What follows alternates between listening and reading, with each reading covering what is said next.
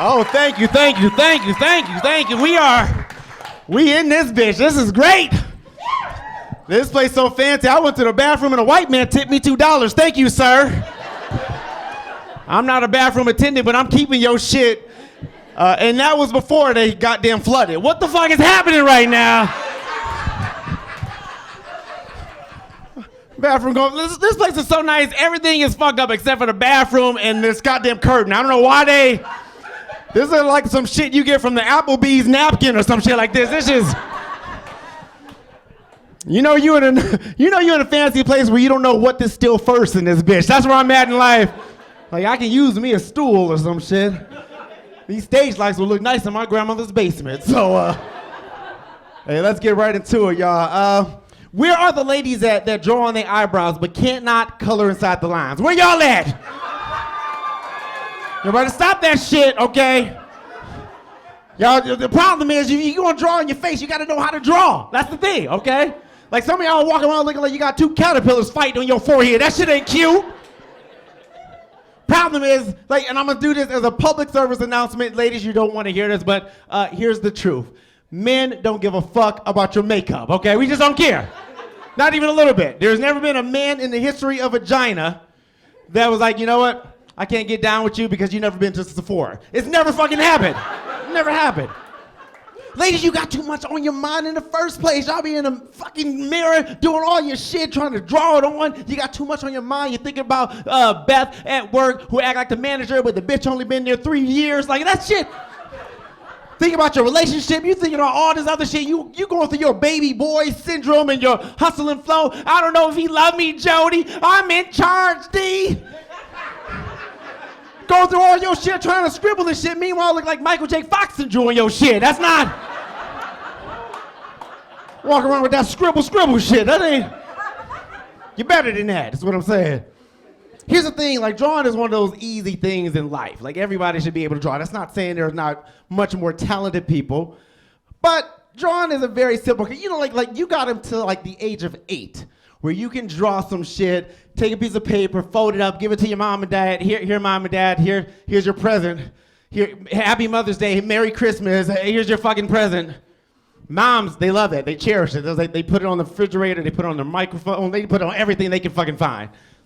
Not us, not dads. We wait till they leave the room, we throw that shit in the garbage. I'm gonna fucking just, you gotta push it down. If they find it, you get in trouble. You gotta push that shit down. Drawing is so an easy concept. I started a YouTube page for my 7-year-old.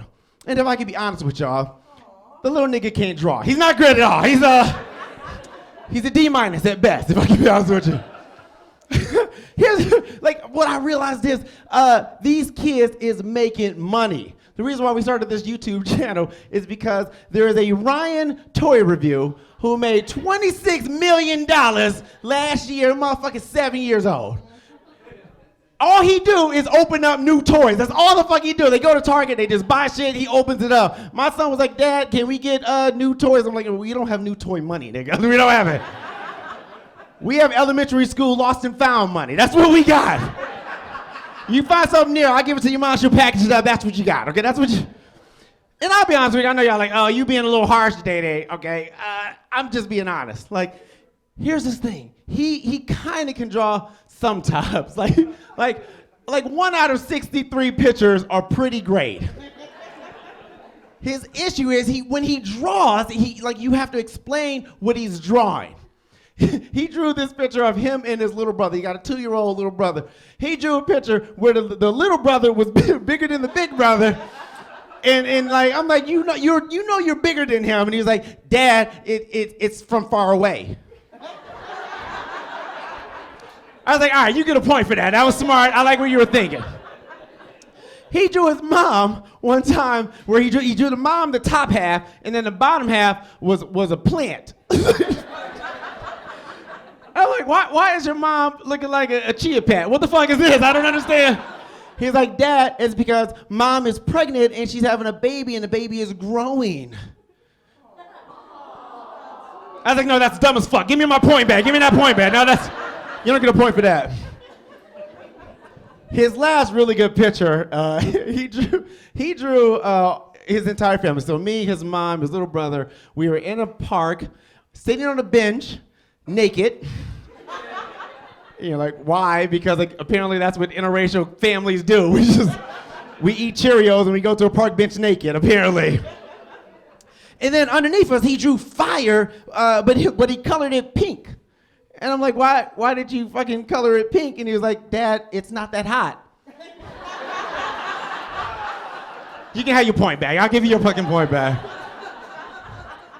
And then he drew my nose touching the fire, or what I thought was my nose. Because we had just watched Pinocchio, and I thought like that's what he was talking about. He's like, no, Dad, that's your pee-pee. I'm like, why did you draw my pee-pee touching the fire? It's like, remember when you said after Pinocchio I was gonna get an ice cream sandwich? And I didn't get an ice cream sandwich, so you lied to me, and you know, liar, liar, penis on fire? I was like, that's not how it goes. That's not the saying. However, I will acknowledge the fact that you didn't draw pants on me, so the penis touching the fire sort of made sense. You get another point. And I was like, really? Like, you gonna make my penis touch the pink fire? I'm like, that's like fucking a girl with chlamydia. Like, that's not what you... He's like, Dad, what's chlamydia? I froze. Came up with the first lie I could think of. I was like, chlamydia is where we're gonna name your little baby sister in July. That's what we're gonna... Yeah, little chlamydia Maya piece coming to a vagina near you. I actually think I like the idea of the name just so he can walk around and tell people, my mom got baby chlamydia. That's what I think. That sounds like some shit Kim and Kanye gonna name their child or some shit like that. Oh, very excited to be here. I got a lot of things to get off my spirit. First of all, I gotta say this. The name of this whole thing is called Peace of Mind. And it came like kind of weird. I put it out on Facebook, and then people gave me like suggestions because I was trying to come up with like my next comedy tour, my next run of shows. And we came out with Peace of Mind. I had to start thinking about like what that means to me. Like, what is peace of mind? How do we obtain it? So before the end of the night, I have 5 points that I would like to share with y'all. These are just things that I am committed to, not only 2020, but just going forward. And I think peace of mind is super important. I want everybody to hopefully get that before y'all leave. So that's what this is all about. So I appreciate y'all for coming out and being a part of this very epic night. So give yourself a round of applause one time. We're gonna have some fun. We're gonna have some fun. Point number 1 is you got to celebrate small victories. Yes. Hey, like, amen. I like it. That's good. You go to church with me. I like it. That's great. We gotta celebrate. Like, here's the thing. It's like some people like a big person can like lose 3 pounds, and you're like some people like congratulations, great job, and then it'll be like that one person, that fucking hater, that's like, that's all you gonna lose. Like how you lose it? Running to KFC, eating one of those donut chicken sandwiches. Is that what you're doing? I tried the sandwich. If I can be honest with you, if KFC sponsored this shit, it's delicious. It's delicious. If they don't sponsor it, I'm gonna keep calling it a cum burger. I'm gonna call it that. Small victories, you gotta celebrate. And one of my small victories is I reached 5,000 friends on Facebook. Small victory. Thank you. Do you know what happens when you reach 5,000 friends on Facebook? That's it. Like they decide that's all the friends you can have in life. Like you just fucking get cut off like you're at the bar. It's weird. Which is kind of counterproductive because they always suggest to me 18 friends I don't want to be friends with. Like I want to be friends with CEOs and sponsors and people like that. They want to like suggest people that work at like Family Video part-time. I'm like, no, that's stupid. Like it's 2020. If you work at a video store, kill yourself 4 times. Just stop it. I don't know, like I was excited when I reached that milestone, and the first thing that I did was go through all of my friends list and start deleting people. delete. Like I went through certain people though. It's not everybody you don't have to be friends with on social media. I went through the person that has like all those ambiguous posts, like, oh my God, I can't believe this happened to me. We wait, nigga, what happened? You gotta scroll through, it's like 32 comments later. What happened? What's up? I got a speeding ticket. Like, you could have hurried up and posted that shit. They could kill yourself 3 times. Delete, delete, delete. I went through like that couple that are so in love, and then they break up, and then they get back together. Drives me crazy. We're so in love. I love him. He loves me. We're gonna make it work. That nigga cheated on me. I don't know what to do, Jesus. This is great. Jesus says forgive. We're gonna try it out. We gotta do it for the kids. We gotta do it for the kids.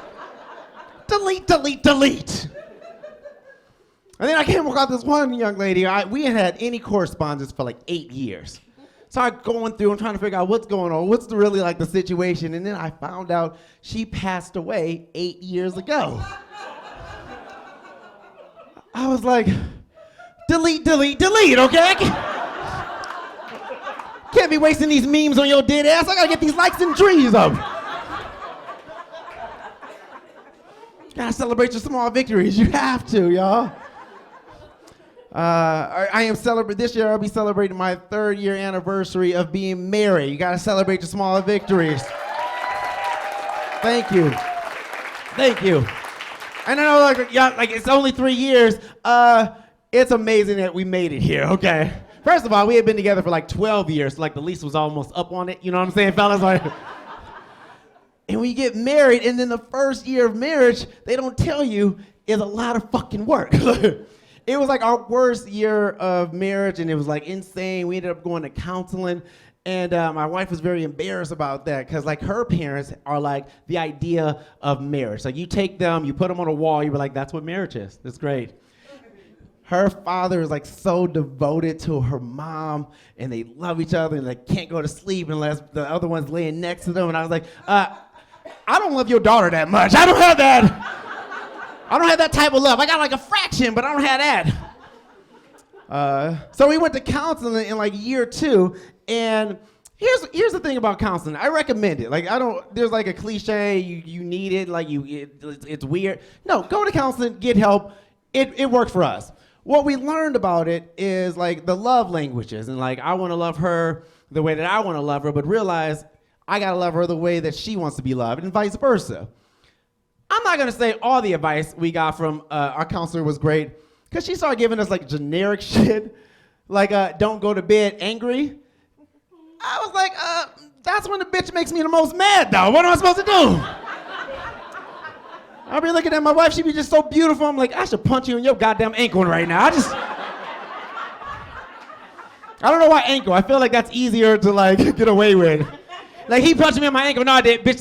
That's your stilettos. That's what that is. I don't know. I got friends who are not married that gives me advice. Those are the worst. Okay, they're always like, you know what you need to do, Day? You need to get yourself a side chick.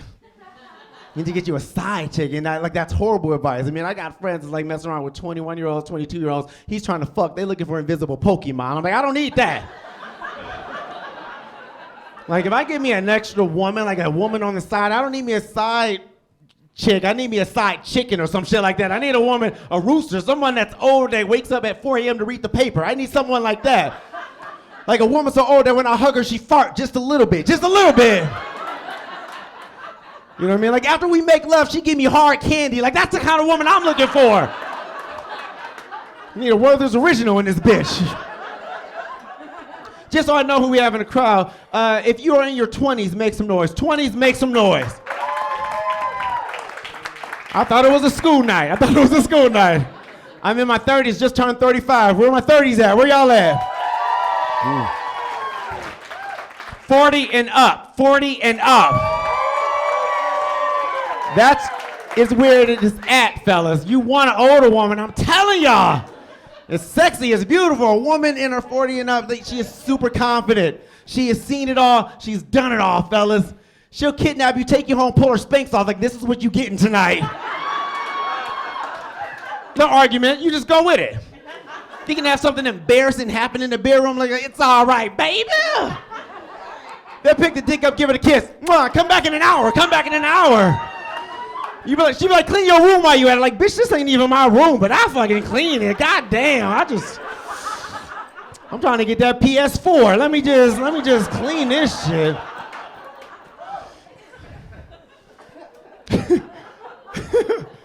You gotta celebrate your small victories. You got to, y'all. One of the second things I want to talk about is you gotta stop being in competition with everybody else. Be in competition with you, okay? That's all it is. Sometimes you see other people doing their goddamn thing. You're like, I want to be there. I want to do what they're doing. No, stay in your lane. Everything that happens for you is supposed to happen. If it doesn't, it ain't for you. I'm gonna share something that I consider one of my biggest failures in life. And actually, I think we should stop saying failure, like as a word. Like it's a lesson. You know what I mean? When I first moved back here to Iowa, which I'm not happy about still. I live in a small town called Lake Mills, Iowa. Which don't stop that. That's no, it's like it's 2 hours from Minneapolis, it's 2 hours from Des Moines, and like around the corner from where your dreams die. Like that's where my wife is from there. And here's what I noticed about like living in a small town: random complete strangers wave at you. It's like the weirdest shit. I'm originally from Detroit, Michigan. When they did that the first time, I thought they was throwing up gang signs. I almost shot somebody. Like random complete strangers wave. Like if I'm driving and they're driving, they wave at you. If I'm walking and they're driving, they wave at you. Like if they don't think I saw them, they circle around the block and come back, hey black person, I see you. And 90% of their waves, they have something called the farmer's wave, which their hand is on the steering wheel. They take these little two bunny ear shit, like a Native American, how? I'm like, is he showing me the shocker? What the fuck is that? You go home and give your wife the farmer's wave. This is the farmer's wave, baby. Shut the fuck up, this is the farmer's wave. And it's 2020. I hate to believe like it has anything to do with the color of my skin, but like when I am walking and they are walking, they will not fucking talk to you. And think I'm lying. Me and my wife walked to the gas station the other day. She didn't say one word to me. I'm like, bitch, you being a stereotype right now. We came together, you know what I'm saying? I talk shit about my family, but to be honest with you, I wouldn't be where I am without any of them. They really keep me grounded. My oldest, here's the thing about him. Like I talk about his drawing, but I really believe he is gonna be like a fucking genius. Like super, super smart. I can see him like curing cancer or figuring out this coronavirus or some shit like that. Like you can't even cough in public right now. This shit is weird right now. You got something. You got that Bud Light virus. You got something right now. You got that Heineken virus, okay? Which I'm sure would only affect black people. You know, people walking around looking like Scorpion and Sub-Zero on his mother. It's weird. I don't know. I feel like I can just see him getting like a lot of lab coat pussy. Like I think he's just gonna do really, really great when he gets older. And the reason why I came to this conclusion is because as of right now in his life, he's horrible at sports. So he's not great at all. And I want him to because my dream is to be like LeVar Ball and sell like $800 sneakers that look like they were put together with duct tape. Like that's what I want to do. Try to put my son into basketball. Pretty simple, right? No, not for him. My son can't dribble a basketball to save his life.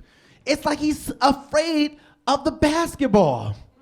It's like, like my son dribbling a basketball looks like a gay man touching a vagina. He's just, I'm like, don't lick the basketball, son. You gotta spit on it. Everybody knows that. You gotta spit on it. Put my son into hockey because like he's mixed, and I'm like, you gotta be at least half good at it. Nope. And I don't know, like, I don't know if this is true, but like he's mixed, and so I don't know if like one leg is black and the other one is white. because like when he got on the ice, like one of them was he was Nancy Kerrigan and shit. He was just, but the other one wouldn't move to save his life and shit. He's just, I'm like, nope, that's not for you. That's not for you. Soccer. We like soccer right now. He kind of does pretty decent with it. You know, he runs back and forth, kicks the ball. One time he scored a goal. There wasn't a goalie, but he still got a point. I gotta share this though. For like 4 years of my son's life, he was into Humpty Dumpty. How you get into Humpty Dumpty? Me and his mom, we still don't know. Like anything egg-shaped, he went crazy for. For one Easter, we got him like the plastic Easter eggs, and we put chocolate in it, and he like took the fucking chocolate out, just took the eggs, and he was happy. He was just like, oh my God. He kicked that habit. He then got to Sonic, like that was his next thing.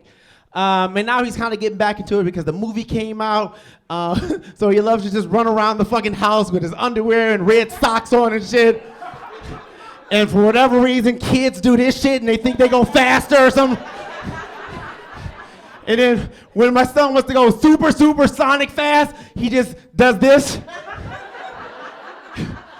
And I'm like, what the fuck? Like, what are you doing, son? He's like, I'm moving so fast you can't see me. What? What? What? So he's now into Super Mario. Like that is his thing now. When he got into Super Mario though, he never played the game. Like, my son would go on YouTube and watch other kids play Super Mario. However, he developed what he calls his Super Mario victory dance. He runs around in a circle, gets down on one knee and does this. What this is, I'm still not sure. But he does it. Watching my son play soccer, going back and forth, kicking the ball, doing a pretty decent job. However, no matter which team scores, my son runs around in a circle, gets out on one knee and says, "It's me, Mario!" It's the most embarrassing shit ever, y'all. At the last game, the last practice of the season, I was so embarrassed, I took another kid home, like, come with me, Jose, you just come with me. Yeah, you mixed now, okay, just get used to it. You're gonna have privileges, and then you're gonna get taken away from you. That's what's gonna happen. You are now a mulatto, and for those who don't know what a mulatto is, it's when a white person and a black person make a baby. It is not a Girl Scout cookie flavor. It's not a Girl Scout cookie flavor.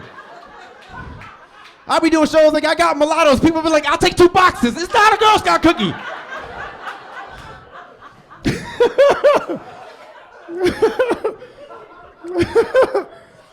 Yeah. One of my biggest failures is when I moved back, and one of my biggest lessons is when I moved back 2016. And I was honestly like depressed. I was like, how am I gonna make this work being in Iowa? Because Iowa is, in my opinion, the whitest place on earth. Like this is like Iowa's so white, I'm convinced that's where they make white people. This is like, I meet people all over the country like, dude, I'm from California, dude. I'm like, no, you're probably from Iowa. Like go home, look underneath your pinky toe, it's gonna say made in IA. I guarantee it. Like in my mind, there is like a small town in Iowa that has like a white people factory. And they are producing them by the thousands daily. It's like, shh, white guy steps out. Long sleeves, cargo shorts, sandals with socks. Motherfucker look like he dressed to go on Survivor or something. I don't know why. I got a pocket knife. I don't know why all white guys have pocket knives out here. Shh. White girl steps out, blonde hair, blue eyes, breasts, you don't know if they're real or not. And in her hand, every one of them comes with a white claw. And I don't know what it is. That drink is so goddamn ridiculous. It's ridiculous, y'all. Like, if there was a Black Claw, it wouldn't even be like a hard seltzer or cider or any of that shit. It would just be Hennessy with 4 drops of barbecue sauce. That's all it would be.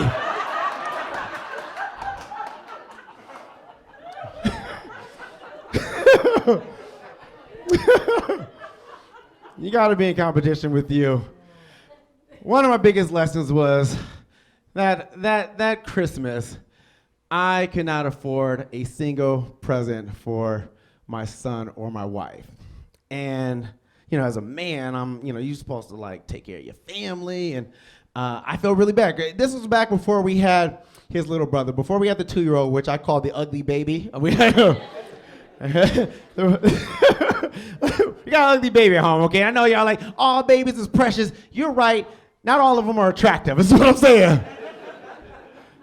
This is way back before then, and I was just like, I felt bad. I was in competition with her brothers. Like they're great guys. They take care of their family. They're the men. You know what I'm saying? They build fire with fucking wood and shit like that. You know what I mean? Like I don't know. Like if they was in a spelling bee and you had them spell the word hunger, they would just quit. They were just like, I don't know what that is. I don't know. And I was in competition with that, and then I had other people like getting to me, and it was like, you mean to tell me you don't feel like a real man? You letting your lady pay for everything? She paid for the bill. You letting your lady? You don't feel like a real man? And honestly, it was kind of emasculating at the time. I kind of felt bad. But then I started thinking about it, like we're a fucking team. We're a partnership. We work like right now. That's our situation. She's allowing me to kind of pursue my dream and my goal, and I love her for that. And then I also realized, like, what you call being a real man, I call reparations. I appreciate you, baby. Thank you.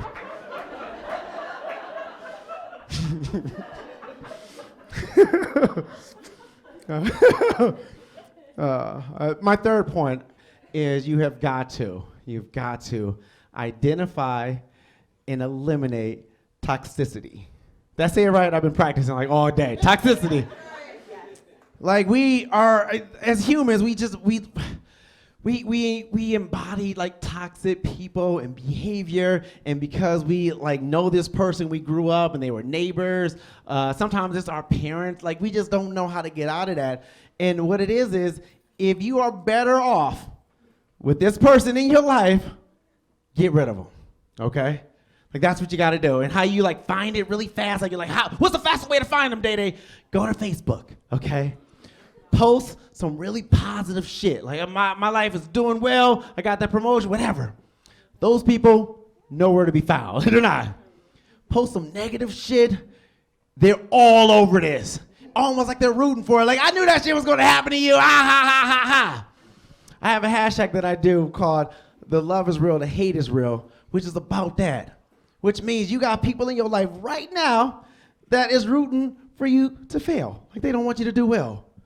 At the same time, and I learned this through comedy, you got people that are complete strangers that see you from afar and they are rooting for me. Like I want you to do great, Day. I'm gonna come to your shows, I'm gonna support you, all of that. And it's like, like Kevin Hart. Like Kevin Hart is like, he's a megastar.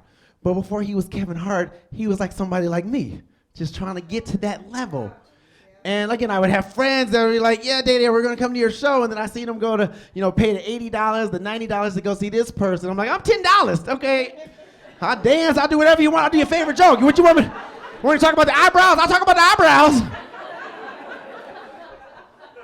No, then I have people that I don't even know that will come to shows and buy merchandise and things like that. So you gotta identify it. My whole life, I always wanted my dad to be in my life. Like even when like I didn't understand it at the time. Like my dad was like abusive, but I didn't really understand it.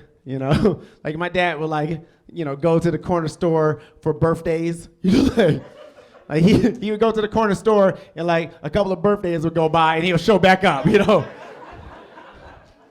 And I still wanted him to be my dad because I wanted a dad. I thought that was like what you're supposed to have. And it wasn't until I got older and I became a man and I had my own kids and I became a father where I realized I didn't need him anymore. I don't want that type of toxicity in my life. Also, I feel like growing up, he was kind of a closet homosexual. I feel like that a little bit. Just a little bit. Like the signs were there, y'all, but I didn't pick up on it at the time. You know, okay, for example, like he was into like wrestling. Like not like real wrestling, like WWE wrestling, which everybody knows stands for wrestling with an erection. Like everybody knows that. Like I would come home and like he would be like in his drawers all oiled up and I'm like, we can't even afford oil. Why are you so shiny, daddy? One time I actually saw him hit my mom in my presence, but again, it was kind of suspect because when he did it, he used both hands. He was just like, daddy, you sweet right now. You gotta identify and eliminate toxicity. My cousin is in a very toxic relationship. She's with a guy who pulled a shotgun out in front of her and her 2 girls. And I'm from Detroit, Michigan, and I know some of you are like, wow, that's crazy, but to us, that's kind of like a Tuesday, okay? And I'm like, what are you doing, Wanda? You know what I mean? You better than that. He's like, he loves me. Like, that's not love, baby. That's not love. You know, I was like, let me see what I can do. I call her up. I'm like, put him on the phone. Let me just figure it out. What's going on? I was like, hey, don't you ever in your life, hello? I forget, out of all the things that phones can do, they can hang up on people. And people are like, Data, you from Detroit? Why don't you go and handle that? I'm like, okay, but first of all, he's got a shotgun. All I got is jokes. What am I supposed to do? Get in an airplane, fly 4 hours, get an Uber, go to the house. I don't know what to do. Go fucking tell jokes. Just like kick down the door like, knock, knock, nigga. That wouldn't work out for me, is what I'm saying. I'd be nervous. He would go in the bedroom and get the shotgun. I'll be like standing around trying to tell jokes and shit. But I'll be like messing up all my lines. I'm like, you ever try to put, do your eyebrows and you got butterflies in your stomach? You ever do that? Yeah, no, your eyebrows look like Jamie Foxx just drew it on. Like, I don't know what to, baby chlamydia. Let's baby chlamydia.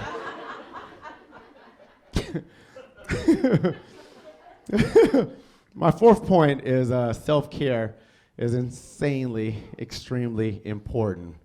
Take care of you. And I know, like, a lot of moms don't want to hear that. A lot of parents don't want to hear that. They always say, I love my kid. Like, take care of you. Do the things that you need to do, whether that's going to Pilates or exercise or having a side chicken, whatever it is. Do what you got to do. Go see live comedy, live entertainment. Go to a concert. The last concert that me and my wife went to was 7 years ago. We were in Tucson, Arizona to go see a Drizzy Drake concert. Drake is an artist. He's a hip hop artist, but he also sings, which doesn't make that much sense. It's kind of like seeing R. Kelly with like a 21-year-old. It just doesn't make sense. Like, that's not right. It doesn't go together. Here's the thing, like when we were at this Drake concert, we saw like hardcore thugs, like straight bandana, tattoo, tears, like the type of black people, like if I saw them walking down the sidewalk, I would cross the street. Like, not today. No, I'm good. When Drake got on stage and he started rapping, the thugs started rapping. Makes sense, they're thugs. When Drake started singing, the thugs started singing. That's not, no, you're a thug. You're supposed to be killing niggas every day. Like, that's. There's at this one point where Drake hit this high note. I saw the thug out of my left eye, and he got so emotional. His tattoo tear dropped off of his face onto his skinny jeans. He took one step forward, bent his knees, and held himself and said, Drake, I love you. You supposed to be a thug. But I get it, he had a gay moment. I'm not gonna say gay moment, he had a wet tissue moment, okay? I've had a wet tissue moment. A lot of men have, like we don't talk about it at the gym, but we have it. I ran into one of my idols, Martin Lawrence, a few years ago at the Chinese Vagina Hotel, the Venetian. And I don't know Chinese, but I believe that's how they say it. And I wanted to say some real cool shit when I saw him. Like, he walked right up, and I wanted to just step to him and say, Martin, you're one of the reasons why I do comedy, why I got into the business. Check me out, Comedian Day, Dic Pic comedy. But all I can do was take one step forward, bend my knees, and hold myself. Martin, I love you! Big Mama House 3 is a top 3 comedy. It is! Yeah. You know, the last thing is really making sure you define your own happiness. Like I said, all of these are kind of grouped together. And we look at other people's happiness and we try to make it about us. No, you got to do what works for you. That's how you get a peace of mind. Like, my goal is I want to make sure, you know, like I'm a great father to my kids. But I'm not trying to be the best father. Like, their fathers take their kids to Disneyland every weekend. I'm not trying to compete with that. I don't got Disneyland money.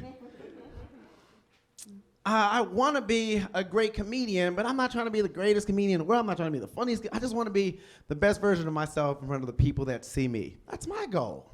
That's my happiness. I want to make sure I am a great husband to my wife. That's it. Again, she's not going to get roses every day, okay? And I annoy the fuck out of her. I do. But I also, you know, like I said, I love her to death, and it's because of her that I'm able to do this. You got to define your own happiness. Like, our wedding day was like one of my favorite days of our life. It was great. It was a great day. It was a weird day. Like it was beautiful. It was beautiful, but it was weird. Like one of my favorite moments. We had our vows, and her vows kicked my vows ass. Like, it was great. Like, I felt like I wanted to go back and talk to my writing staff. Like, this is. It was really my thing. Like, again, I'm a comedian. I want to make jokes and shit. And in my vows, I was like, I love you more than our son loved Humpty Dumpty. I said that. In my vows, I promised not to O.J. Simpson her ass. Like, that's what I came up with.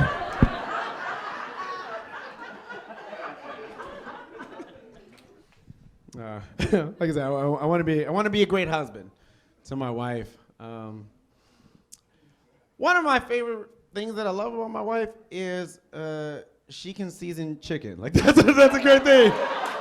Took a while. First couple of years was the trial era. She ignored all the orientation rules, and she was just like, you know what, I'm just gonna put salt and paprika and everything, and that's gonna work. And if I want it spicy, I'm gonna put a little pepper in. But now, she got that shit down. She's pretty good. She's pretty good at it. But there's this thing about black people over-season their food and all that, because we do. We put a lot of seasoning in. We like flavor. I get that. But if y'all don't notice, again, I lived in Arizona for a minute, and Mexicans out-season black people. They really do. Like, they put seasoning on everything, y'all. They put it in a beer. They put it on a fruit. And they put it on a candy. There was never once I was eating a Jolly Rancher. I was like, I can use some oregano. I can use some oregano right now. I once seen a Mexican use seasoning like it was baby powder. He just.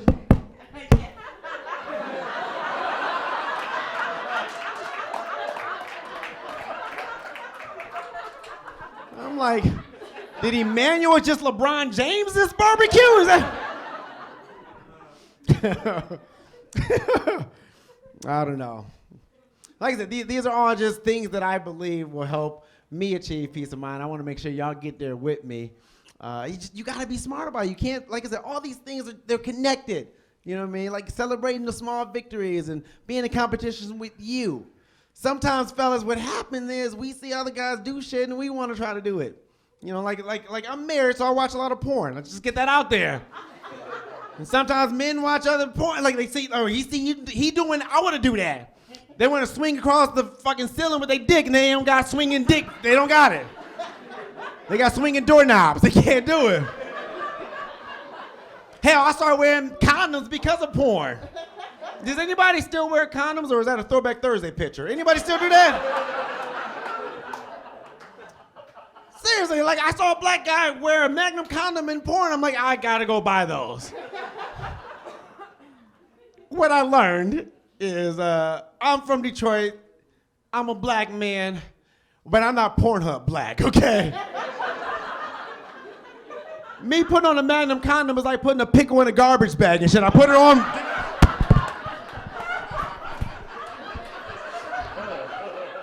I had to take my shoelace off and tie it around. My wife looked at me and was like, your dick look like it's wearing a do-rag.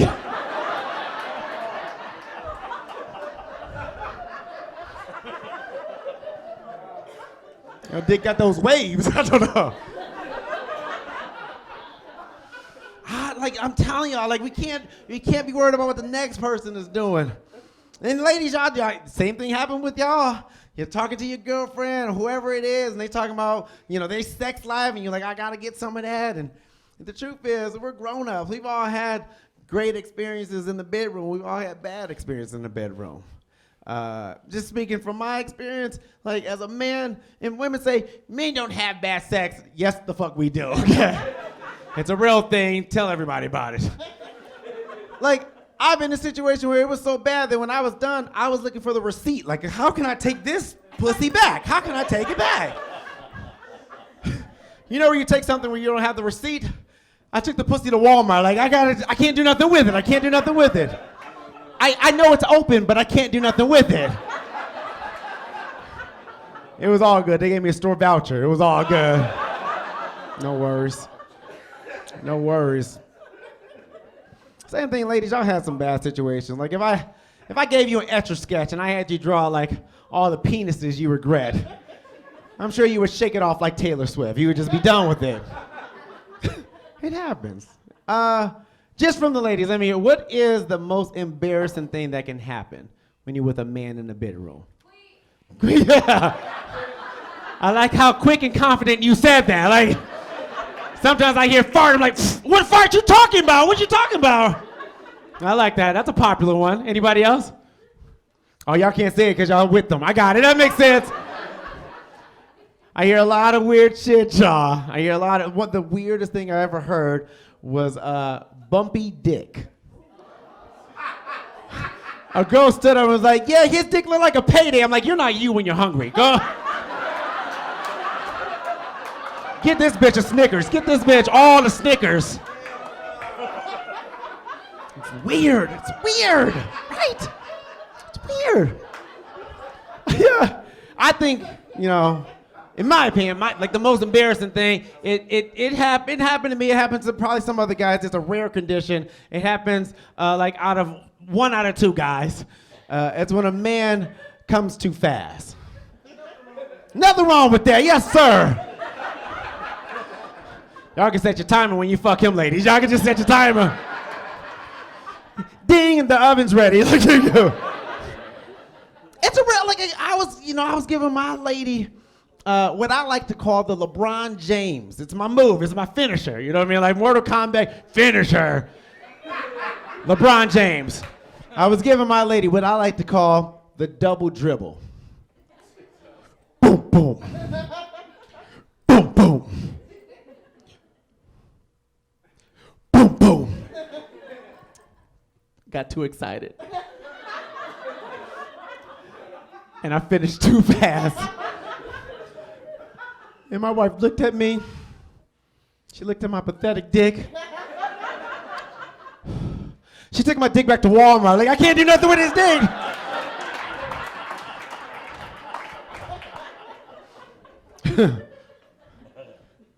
I'm gonna share something. This is kind of a secret I'm not supposed to, but I gotta let y'all know about it. Fellas, when you are giving it to your lady really great, you can say these words. Where do you want me to come? And she will say, anywhere. It's only happened 3 times in my life, so I know how important when this happens to take advantage, fellas.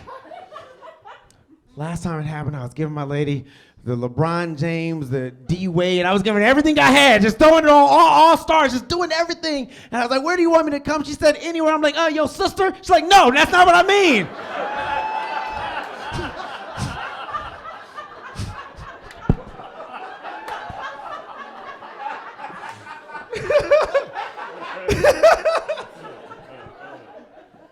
She's like, no, that's not what I mean. That's not what I mean. Oh my goodness, this is great. This is absolutely a dream come true, and I appreciate you guys being a part of this. This is a moment. This is history. They never had comedy here. This is great. This is absolutely great. At my wedding, my Otis, he was the best man at my wedding, and a lot of it had to do with my people from Detroit wasn't gonna fly to Iowa. They just wasn't gonna they weren't gonna come. I feel like as a dad, you want to give your son and your children great advice, and I want my son to know people that were important to me, like Michael Jackson. Like I want him to know that he was a black man and not a Caucasian ghost woman. I want to make sure he knows the difference. Because like when I was growing up, I used to think Michael Jackson was a woman. And I used to have a crush on him. And I blame my mom too, because I remember distinctly telling my mom, I was like, Mom, I wish Michael Jackson was into small boys.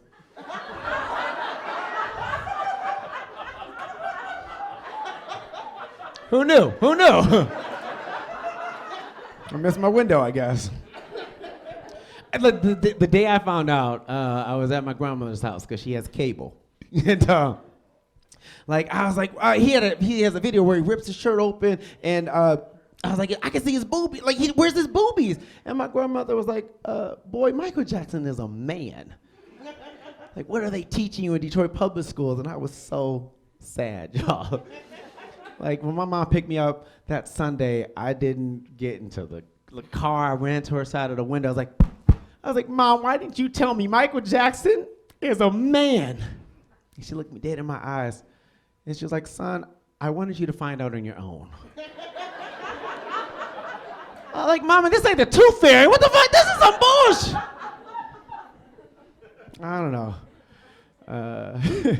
I'm going to get ready to get out of here, but I want to share one of my favorite things about being married, because it's like I said, it's been up and down. It's been I can't imagine my life without this young lady. And I'll be honest with you, I used to be very insecure about having my wife being white and having mixed kids and all of that. But like I said, my credit score has been going up ever since, so I'm okay. I'm okay with it.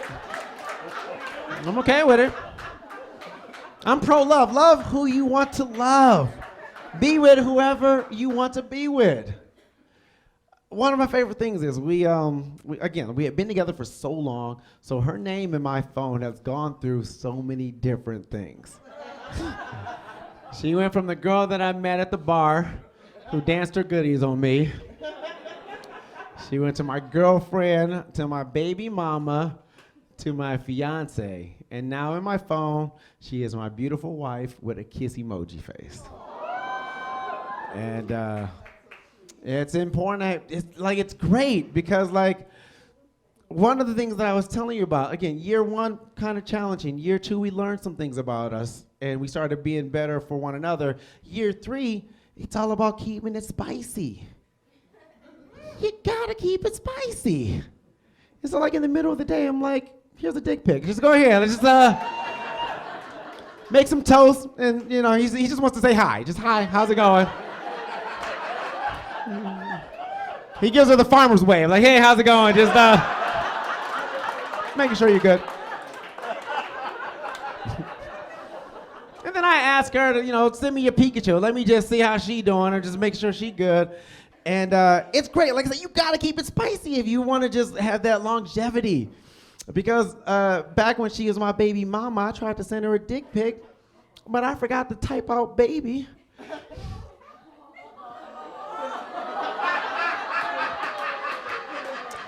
And I sent my mama a dick pic, y'all. It was so bad.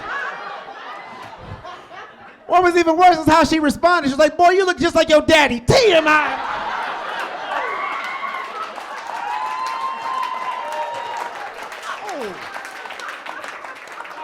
Oh my. But I love my mom, but my mom shares way too much information with me. She does.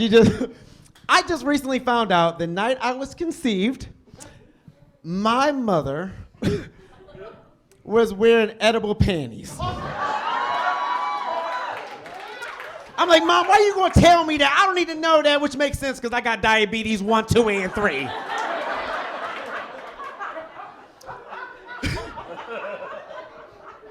I was like, but it's not all that bad. I can't eat a lot of sugar, and like every 4 to 6 weeks, I gotta draw back on my eyebrows because I can't color inside the lines. Thank you, Mason City. You guys have been a lot of fun. I appreciate you guys very much. Oh my God. You guys are amazing. Make sure you celebrate small victories. You be in competition with you. Identify and eliminate toxicity. Self-care is extremely important, and make sure you define your own happiness. My name is Dic Pic, and I hope you all have a peace of mind. I appreciate you. I'm out.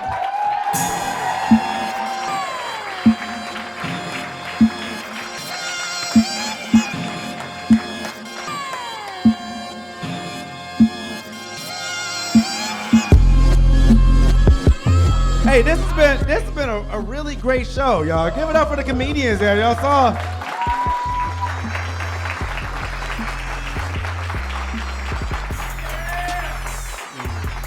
We can edit this out, just so y'all know. We're good. Yeah! Wipe your eyes, baby.